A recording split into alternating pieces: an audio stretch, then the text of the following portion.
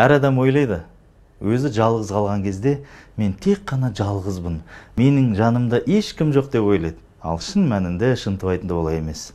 Әр адамның жанында 4 зат жүреді. Пайғамбар саллаллаху алейхи уассалам айтады, әр адамның 2 иығында 2 періште жүреді. Оң жақтағы жақсы нәрсені жазады, сол жақтағы жаман нәрсені жазады. Кирамун катибин. Ол 2 періште.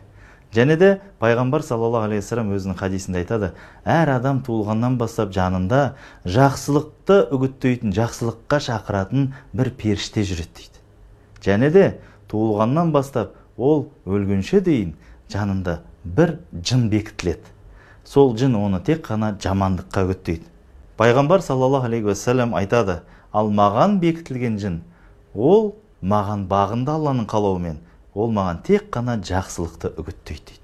Сол себепте сіздер жалғыз жүрген кезде әуелі Аллах тағала көріп тұр.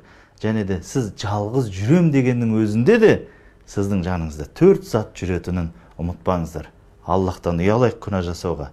Және де қорқайық. Және де 4 зат бар екенін ұмытпаңыздар.